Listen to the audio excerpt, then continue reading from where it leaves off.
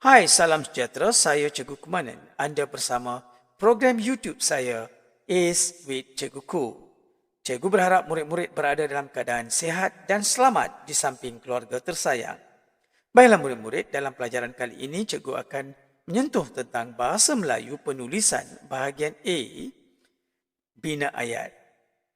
Bahagian A, bina ayat ini adalah merupakan bahagian di mana murid-murid diberikan satu bahan rangsangan ataupun bahan grafik dan dikendaki membina 5 ayat.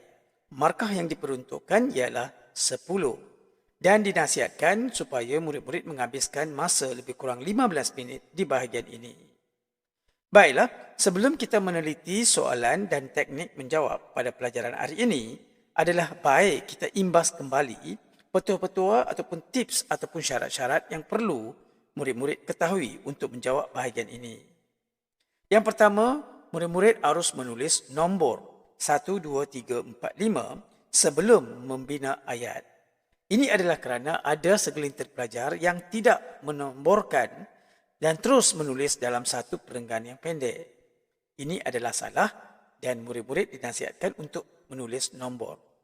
Tips yang kedua, idea mesti menepati bahan grafik yang diberikan. Ini bermakna murid-murid dikendaki menulis jawapan berdasarkan kepada aktiviti ataupun suasana yang diberikan dalam gambar. Jangan mereka-reka ayat. Tips yang ketiga, ayat hendaklah menggambarkan perkara yang sedang berlaku dalam gambar yang diberikan. Tips yang keempat, ada watak ataupun pelaku dalam bahan rangsangan yang diberikan. Jadi murid-murid dikendaki mencari watak dalam bahan rangsangan yang diberikan. Murid-murid boleh menamakan watak seperti Ali, Abu, Acong, Mutu dan sebagainya, ataupun memberi kata panggilan seperti datuk, nenek, mak, ayah, adik, abang dan sebagainya.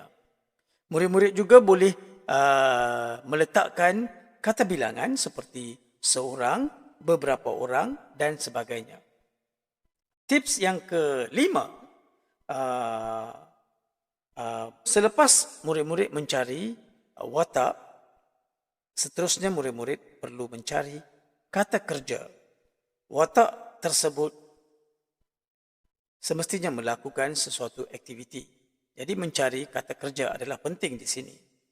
Setelah itu, murid-murid harus uraikan ataupun melengkapkan ayat. Jadi ini bermakna mencari watak, mencari kata kerja, mencari objek dan juga ayat pelengkap dalam bahan rangsangan yang diberikan. Okey, bina satu ayat untuk satu nombor. Jadi murid-murid dikendaki membina 5 ayat, bermakna membina 5 ayat saja. Ini bermakna murid-murid perlu meletakkan satu titik ataupun nokta di satu nombor. Jangan tulis 2 ayat di satu nombor. Tips yang seterusnya ialah bilangan perkataan adalah dinasihatkan lebih kurang daripada 8 hingga 12 patah perkataan. Jangan tulis kurang daripada 8. Ini tidak akan membawa kepada markah maksimum ataupun markah cemerlang. Okey. Tips yang seterusnya ialah jangan tulis dalam bentuk cerita, sebab ini bukannya bahagian cerita. Ini adalah bahagian di mana murid-murid dikendaki membina ayat. Jadi cuba elakkan daripada menggunakan penanda wacana. Seterusnya, marilah kita melihat satu contoh soalan. Okey, contohnya soalan seperti ini. Gambar di bawah menunjukkan aktiviti perkelahan di tepi pantai. Tulis 5 ayat yang lengkap tentang aktiviti perkelahan berdasarkan gambar tersebut. Jadi kata kunci dalam soalan ini adalah aktiviti perkelahan di tepi pantai. Jadi murid-murid harus mencari sekurang-kurangnya 5 aktiviti untuk menulis 5 ayat. Satu aktiviti, satu ayat.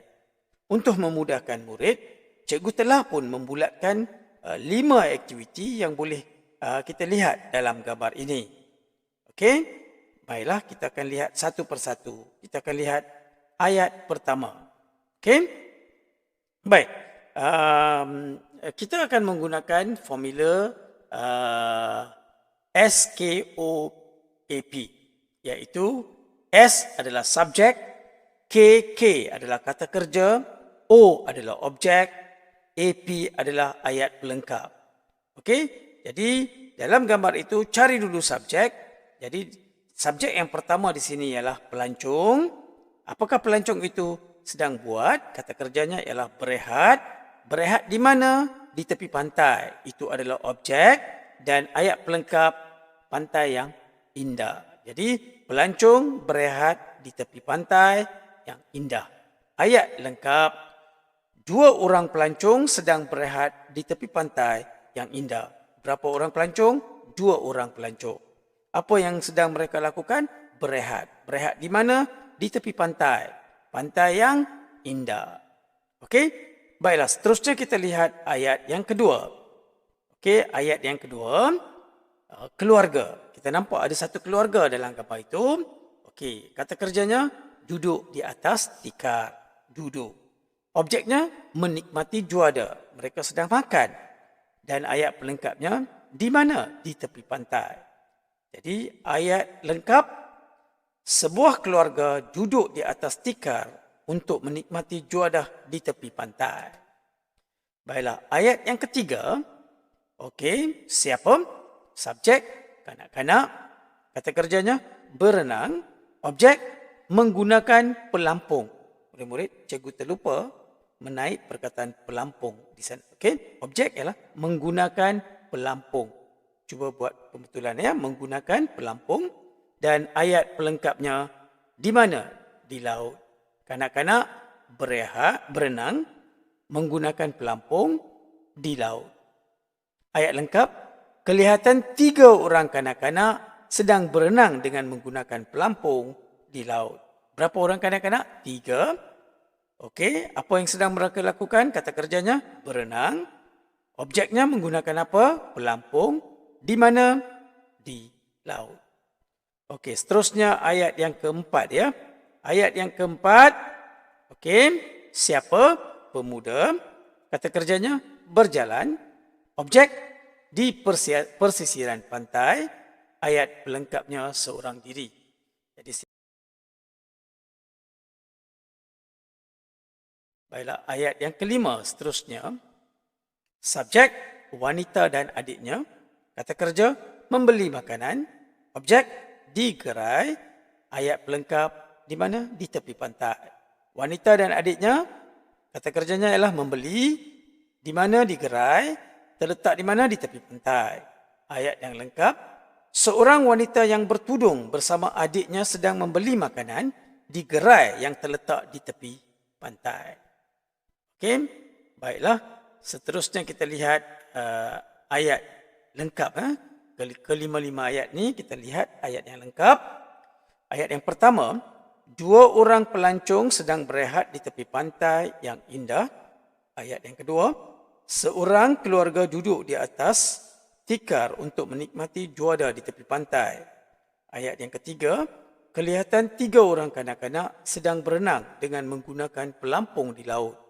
Ayat yang keempat, seorang pemuda sedang berjalan di persisiran pantai seorang diri.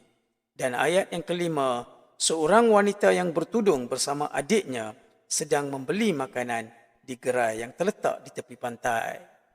Itu adalah 5 ayat ya. Baiklah, sebelum kita